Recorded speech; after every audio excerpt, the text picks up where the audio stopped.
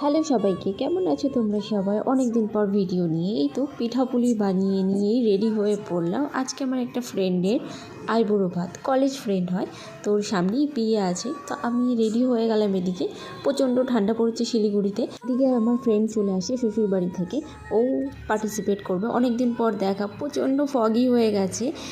আমরা যাচ্ছি এখন একটা লোকেশন, যেটা সূর্যসেন পার্ক আমাদের বাড়ির একদম সামনেই। তো আমরা যেহেতু ডিনারে আইবুড়ো ভাতটা দেওয়ার প্ল্যান করেছি। ব্যস্ততার জীবনে কোথায় যে হারিয়ে গেছে সেই দিনগুলো কে জানে। মহা সমস্যায় পড়েছি। পার্কের সামনে এসেছি, চেঞ্জ নেই কারো কাছে। কি অবস্থা! পার্কে তো ঢুকে পড়লাম, এবার ওদের খুঁজছি। অনেক আগে ওরা এসে গেছে, আমাদের জন্য অনেকক্ষণ ওয়েট করছে। আমাদের বাড়ি থেকে একদম সামনে পার্ক, অথচ আমরাই লেট করেছি। ওরা আধা ঘন্টা আগে এসে বসে আছে। প্রচণ্ড রেগে গেছিলো। আমি লুকোচুরি খেলছিলাম, একটু দেখতে পাইনি। অনেক দিন পর ফ্রেন্ডদের সাথে দেখা, এত মজা। মানে এই মুভমেন্টগুলো না অনেক দিন পর হয়, কিন্তু প্রচণ্ড স্পেশাল হয়, সত্যি কথা। সবাই এনজয় করেছি সেদিন। পর একটু বসি, চায়ের দোকানে চলে গেলাম, গিয়ে গসিপ, প্রচণ্ড পরিমাণে গসিপ করলাম। তারপরে বেরিয়ে পড়লাম কিছু জিনিস নিয়ে। বললাম না, যেহেতু সবাই কাজে ব্যস্ত থাকি, তো আমার আরেকটা ফ্রেন্ড আসা বাকি আছে, তো ও ফাইনালি আসলো। তারপরে আমরা 5 ঢুকলাম। ভাবছিলাম আইবুড়ো ভাতটা এখানেই দেবো, বাড়িরও সামনে, কোনো অসুবিধা হবে না।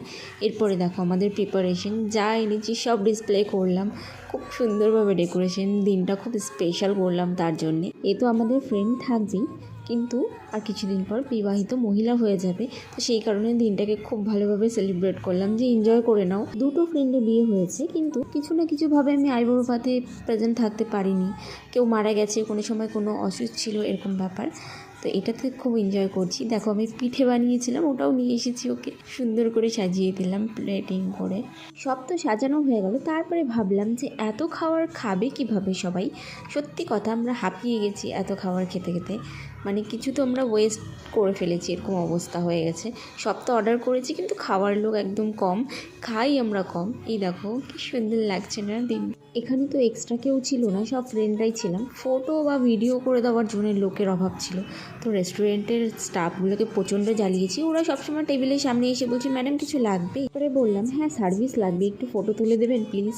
তারপরে ওরা এসে দিল। তারপরে আমরা বেরিয়ে গেলাম, আমরা গিয়ে কদবেল মাখা খেলাম। এই তো ভিডিওটা এই পর্যন্ত। ভালো লাগলে লাইক একদম দেবেন, ভালোবেসে ফলোটাও করে দিন। থ্যাংক ইউ, টাটা সবাইকে।